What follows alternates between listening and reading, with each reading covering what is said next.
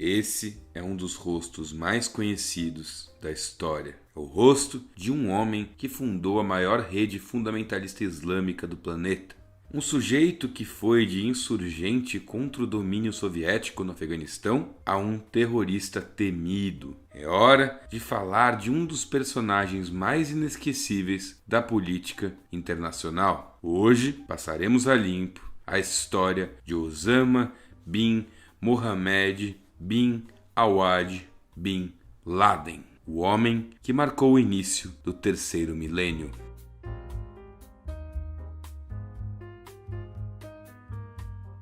A história de Bin Laden começa em Riad, capital da Arábia Saudita, no dia 10 de março de 1957. Dado seu histórico de clandestinidade, é muito comum pensarem por aí que Osama Bin Laden teria tido uma infância difícil, mas não foi esse o caso. Osama Bin Laden era filho de um sujeito chamado Mohammed Bin Laden, um nome que parece bastante comum para nós aqui no Ocidente, mas que trata-se de uma lenda do mundo árabe. Mohammed Bin Laden nasceu no Iêmen, um país pobre do Oriente Médio, e para ter uma vida melhor, imigrou para a Arábia Saudita. Este foi o país no qual ele cresceu rapidamente na vida, ficando muito próximo da realeza saudita. Ele teve mais de 50 filhos com diversas mulheres, entre eles Osama. 50 filhos é bastante coisa, né? Deve ter custado caro. Sim, com certeza, mas não foi um grande problema, porque Mohammed Bin Laden é um cara rico, mas tipo, muito rico mesmo. Bin Laden se tornou um bilionário da construção civil que foi responsável por toda a modernização da infraestrutura da Arábia Saudita. Foi ele que fundou o Saudi Bin Laden Group, uma espécie de Odebrecht saudita. Muito bem, nesse ambiente super rico em que Bin Laden cresceu, apesar de ter tido tudo do bom e do melhor, logo aos 10 anos de idade, perdeu seu pai. Por isso acabou sendo mandado para o Líbano para cursar o colegial lá pela década de 70. Com seu espírito incontrolável, Osama Bin Laden fez tudo o que tinha direito lá no Líbano. Estamos falando de prostituição, de bebidas caras, carros esportes e tudo que uma vida de um verdadeiro playboy tem a oferecer.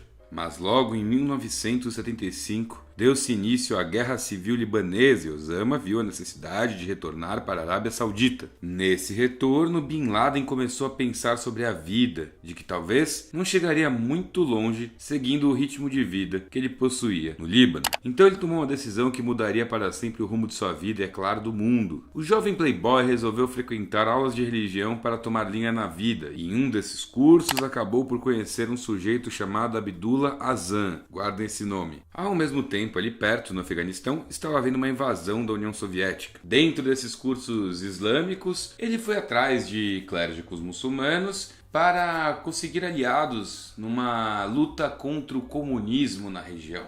E como já falamos, Bin Laden era um super sobrenome que trazia muitas conexões pesadas em toda a região do Oriente Médio.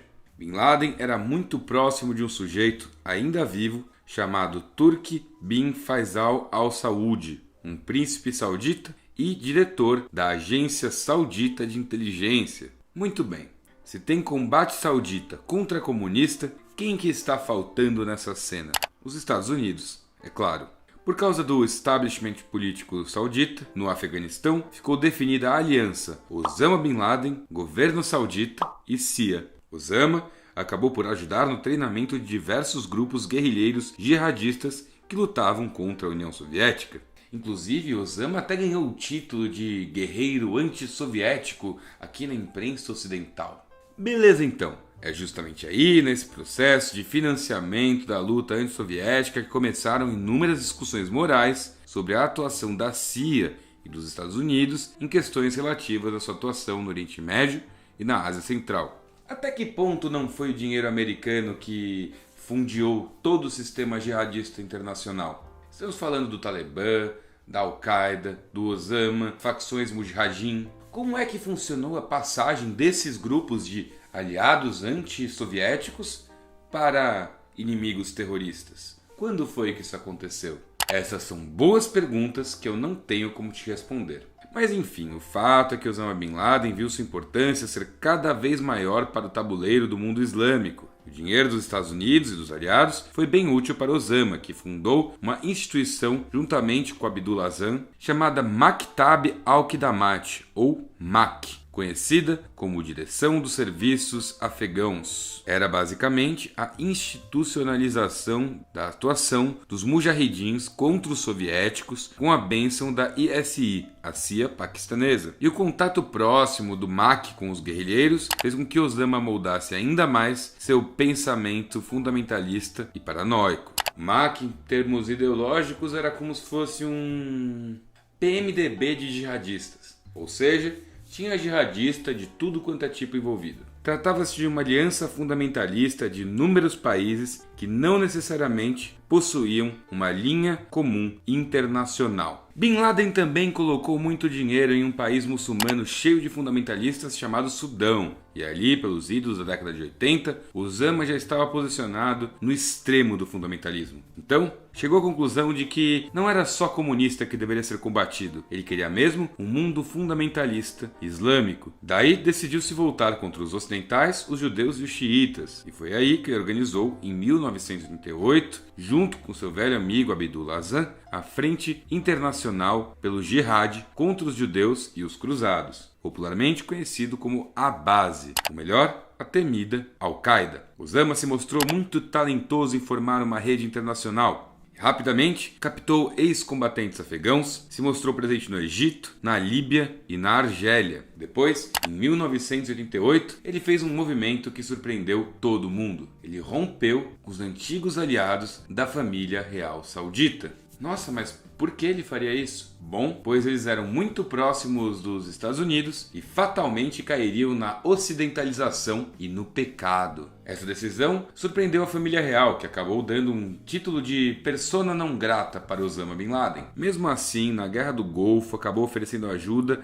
ao seu país para combater o socialista secular Saddam Hussein, o que, na década de 90, restabeleceu seus laços no Afeganistão. Bin Laden se aproximou de Mullah Omar, chefe do Talibã, e ajudou na causa da tomada de poder pelo grupo em 1996. Em troca, o Talibã permitiria uma base fixa da organização de Bin Laden em Cabul. Ironicamente, ambos os lados foram muito financiados pelo Ocidente na luta contra o anticomunismo, o que acabou possibilitando essa conexão. Bom, com a base estabelecida, Osama poderia finalmente operar como terrorista. Em 7 de agosto de 1998, a Al-Qaeda surpreende negativamente os Estados Unidos. Em Nairobi, capital do Quênia, em Dar es Salaam e na Tanzânia, 2 carros-bombas são explodidos na frente das embaixadas dos Estados Unidos, em um atentado que matou muita gente. No final, cerca de 256 pessoas, além dos quase 5.500 feridos. Isso surpreendeu o antigo aliado